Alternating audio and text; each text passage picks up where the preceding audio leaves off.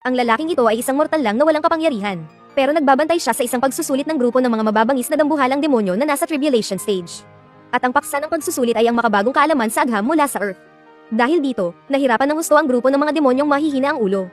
Sabi ni Bituin Comics, kaya naman, gumamit ang mga demonyo ng kani-kanilang maliliit na pandaraya. Sabi ni Bituin Comics, pero ang mga ganitong klase ng palpak na pandaraya, sabi ni Bituin Comics, paano naman yan makakalusot sa akin? Sabi ni Bituin Comics, sabi ni Bituin Comics, anong ginagawa ninyo? Sabi ni Bituin Comics. Sabi ni Bituin Comics, kinopya mo pati ang pangalan ng Ninetales. Gamitin mo naman ang utak mo. Teacher, hindi po ako yun.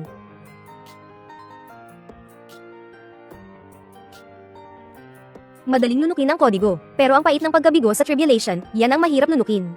Nang marinig ito ng mga demonyo, agad silang nagsisi. Lahat sila ay nanumpa na mag-aaral na ng mabuti mula ngayon. Kasunod nito, narinig ko ang anunsyo mula sa system na nadagdagan ang aking mga puntos dahil natuto na sa kanilang pagkakamali ang mga estudyante. Sa narinig ko, hindi ko mapigilan ang aking tuwa. 10,000 puntos na lang ang kulang para makuha ko ang isang all-attribute immortal grade spiritual root.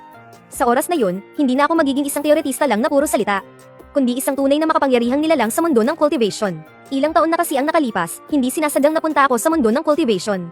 Sa simula pa lang, pinalayas na ako sa aking sekta dahil sa wala akong kwentang spiritual root. Pagkatapos, hinama pa ako ng aking nobya na si Leo Ruyan at itinulak sa bangin. At ang mas malala, sa ilalim ng bangin ay may isang grupo ng mga mababangis at malulupit na dambuhalang demonyo.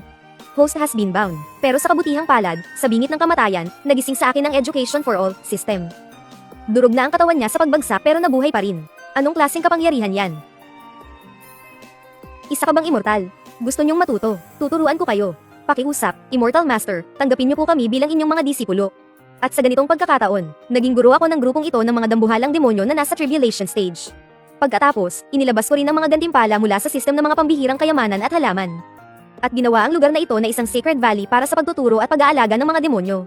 Pagkatapos noon, sinimulan ko silang turuan ng scientific cultivation para gamitin nila ang pinakapayak na pamamaraan upang makamit ang pinakamalaking resulta sa kanilang pagsasanay.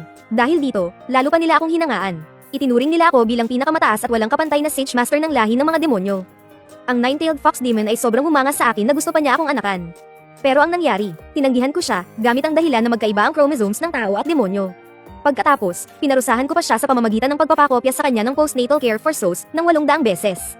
Dahil sa huli, kailangan ko silang gabayan sa tamang landas para lang makakuha ko ng educational points mula sa system. Pero kahit na ganoon kasigasig ang pagtuturo ko sa loob ng 3 taon, hindi ko pa rin kayang bilhin ang spiritual root para sa cultivation na gusto ko. Akala ko habang buhay na lang akong mananatili rito sa lambak ng mga engkantado para dahan-daang magpalakas. Hindi ko inasahan na darating pala ngayon ang pagkakataong babago sa aking kapalaran. Lumalabas na may ilang disipulo mula sa Lingbao sect na tinutugis ng isang golden core stage na demonyong lobo. Sa hindi inaasahang pagkakataon, nakatakas sila papunta sa lambak ng mga engkantado. Nakita ng demonyong lobo ang karatula sa bungad ng kuweba. Alam na alam niyang teritoryo ito ng banal na marshal. Kaya dali-dali siyang tumalikod para tumakas. Pero ang tatlong walang kamalay-malay, nang makita nilang puno ng espiritual na halamang gamot ang buong lambak. Inakala nilang napadpad sila sa isang paraiso. Hanggang sa nagpakita ang nine-tailed fox sa kanilang harapan. Ibinuka nito ang bibig at akmang lalapain sila. Aba, sa loob ng ilang taon ay naghirap siya sa pagsasanay sa ilalim ko. Araw-araw, wala siyang ibang kinakain kundi ang walang lasang bigupil. Ngayon na may 3 taong kusang loob na nagpakita, paano niya pa ito palalampasin? Ngunit nang akma na siyang aatake, bigla akong sumulpot at pinigil ang lahat. Ako, na walang kaalam-alam. Inakala kong iniisip na naman ng nine-tailed fox ang mga kalokohan tungkol sa pagpaparami.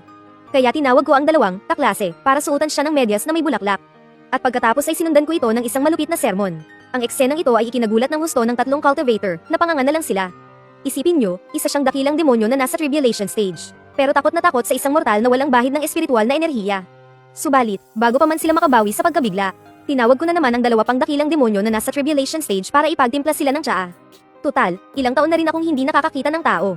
Pero nang makita nila ang mababait ng ngiti ng mga dakilang demonyo, napagkamalan nilang gagawin silang pampalasa sa tsaa.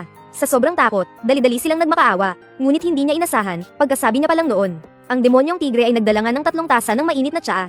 At hindi lang basta tsaa, ito ay isang espiritual na tsaa na kayang magdagdag ng 100 taong cultivation. Nang makita ito ng 3, dali-dali nilang kinuha ang tasa at inubos ang laman. Sa sumunod na sandali, sila ay direktang mula sa foundation building stage. Umangat patungo sa golden core stage, at napansin din nila na hindi lang 100 taon ang idinagdag sa kanilang cultivation. Senior, itong tsaa, in-optimize ko ang lupa kung saan tumutubo ang puno ng tsaa. Kinakalkula ko ang daloy ng espiritual na enerhiya at ang tagal ng sikat ng araw. Para masipsip ng puno ng tsaa ang mga sustansya ng mabisa kahit sa manipis na espiritual na enerhiya. At para makapag-photosynthesis ito, syempre naman, Kahit hindi nila maintindihan ang sinasabi kong scientificong cultivation. Pero nang malaman nilang ang mga punong ito ng tsaa ay pinalaki pala ng mga makapangyarihang demonyong iyon. Agad silang natigilan sa gulat at hindi makapagsalita. Ang mas hindi pa nila kapanipaniwala ay, hindi lang ako may kakayahang gamitin ang mga natatanging talento ng mga demonyo. Para maging kapaki-pakinabang sila sa iba't ibang larangan. Kundi kaya ko ring alisin ang pagiging demonyo ng mga halimaw. Para maging katulad na sila ng mga tao. Nang marinig nila ito, agad silang lumuhad sa lupa. Nagmamakaawa silang ibahagi ko ang pamamaraang ito sa pagdidisiplina ng mga demonyo sa lahat ng malalaking sekta. Dahil sa labas, laganap ang mga halimaw. At labis na nagdurusa ang mga mamamayan.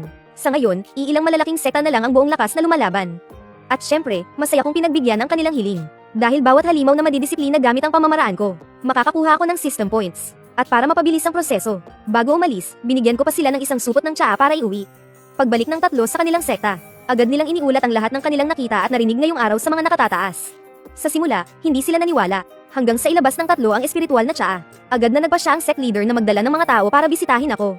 Pero sa panig ko, may dalawang hindi inaasahang bisita ang naunang dumating. Ang mga dumating ay ang aking fiyang kakarapatang ari na si Leo Royan at ang bago niyang kapareha. At nagkataon namang araw ng pahinga na ibinigay ko sa mga makapangyarihang demonyo. Kaya't ang dalawa ay nakapasok ng walang anumang hadlang. Inakala pa nilang napadpad sila sa isang paraiso. Hanggang sa makita ni Leo Royan na nag-aalis ako ng damo sa espiritual na bukirin. Kahit na labis siyang nagulat na buhay pa pala ako. Pero nang matuklasan niyang ako pa rin yung walang kwentang basura na walang cultivation. Agad niyang ninais na angkinin ang lahat ng naririto. Kaya binalaan ko sila. Ang espiritual na bukirin na ito ay tinanim ng mga estudyante kong nasa tribulation stage. Kapag nang ahas silang sa Myra kahit kititing nito, sisiguraduhin kong hindi na nila makikita ang araw bukas. Pero sinong mag-aakala, hindi lang sila hindi naniwala sa narinig nila. Ginamitan pa nila agad ng fireball spell ang bukirin para sunugin ito. Habang tumatawa, hinamon pa nila akong tawagin ng mga estudyante kong nasa tribulation stage para makita nila. Dahil mukhang atet na silang mamatay. Pagbibigyan ko na sila, may mga magnanakaw sa bahay. Lahat ng nasa tribulation stage pataas, bumalik kayo rito ngayon din para magtrabaho.